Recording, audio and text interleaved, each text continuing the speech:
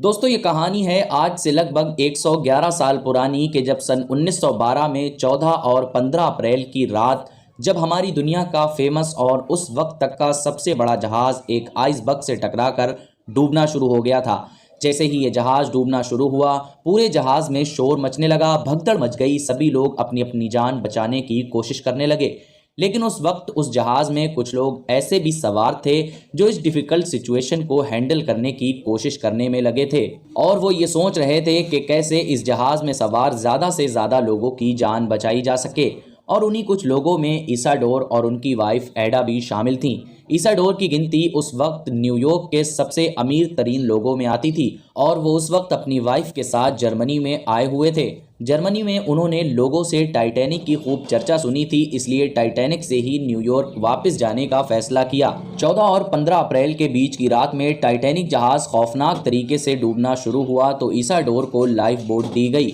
मगर इसाडोर जो पहले से ही जानते थे कि टाइटैनिक के ऊपर लोगों की तुलना में लाइफ बोट बहुत ज़्यादा कम है, इसलिए उन्होंने उस लाइफ बोट को लेने से मना कर दिया और उन्होंने कहा, मैं अपनी ज़िंदगी जी चुका हूँ, आप मेरी जगह किसी नौजवान को ले जाइए, मैं यहीं रुकूंगा। ये सुनकर उनकी वाइफ एडा ने कहा, हम जहाँ भी रहेंगे साथ रहेंगे, और वो भी इसाडोर के साथ रुक गईं। हिस्टोरियंस अपनी बुक्स में लिखते हैं कि इन दोनों को आखिरी बार टाइटैनिक जहाज़ पर खड़ा हुआ देखा गया था, और उस वक्त ये दोनों एक दूसरे का हाथ थामे हुए थे, और उसके बाद समंदर की लहरों ने इनको हमेशा हमेशा के लिए अपने अंदर समा लिया। और फिर इसाडोर की लाश तो 8 दिनों के बाद मिल गई थी, लेकिन एडा की लाश कभी नहीं मिल सकी। दोस्तों आज के वक्त में टाइटैनिक जो शोहरत पा चुका है, उसके हिसाब से कुछ लोग ये सोचते होंगे कि टाइटैनिक वो जहाज़ था जो डूबने के बाद फेमस हुआ, लेकिन रियलिटी ये है कि इसको बहुत ही डिफरेंट तरीके से बनाया गया था और बहुत ही अच्छे तरीके से इसका प्रमोशन किया गया था, और ये शिप इतना बड़ा बनाया गया था कि दुनिया में उस वक्त इतना बड़ा शिप बनाया ही नहीं गया था। इसके अलावा इसके अंदर बहुत अनोखी फैसिलिटीज़ मौजूद थीं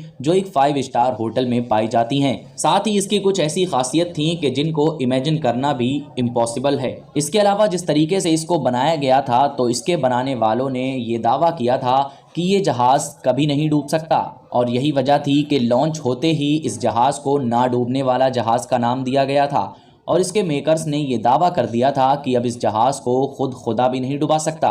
फिलहाल दोस्तों 3 साल की मेहनत और आज के दौर के $400 मिलियन की कीमत के बराबर से बनने वाला ये जहाज़ अब अपने पहले सफ़र के लिए तैयार था, और इसको पहला सफ़र यूके से न्यूयॉर्क के लिए करना था। लेकिन अफसोस कि ये अपने पहले सफ़र में एक आइसबर्ग से टकराकर समुंदर में डूब गया। टाइटैनिक के इस पहले सफ़र में तकरीबन 2240 लोग सवार थे, जिसमें मैक्सिमम 1500 लोगों ने अपनी जान गंवा दी थी, और जिसमें सिर्फ 700 से 750 लोगों ने ही अपनी जान बचा पाई थी, और इन जान बचाने वाले लोगों में बच्चे और औरतें ज़्यादा थीं। अब दोस्तों टाइटैनिक तो ख़त्म हो चुका था, लेकिन फिर एक टाइम ऐसा आया कि जब लोग टाइटैनिक के बारे में जानने के लिए बहुत ज़्यादा उत्सुक थे, और ऐसा इसलिए हुआ क्योंकि 1997 में टाइटैनिक नाम की एक मूवी रिलीज़ हुई जिसने कामयाबियों के रिकॉर्ड तोड़ दिए थे, और आज भी टाइटैनिक नाम की ये फिल्म कलेक्शन के मामले में दुनिया की चौथी सबसे बड़ी फिल्म है। और दोस्तों इतना वक्त गुजरने के बाद आज भी ऐसा नहीं लगता कि टाइटैनिक को किसी तरह से भुलाया जा सका है। तो दोस्तों ये थी टाइटैनिक की पूरी कहानी। अगर आपको ये वीडियो पसंद आया हो तो हमारे इस वीडियो को लाइक करें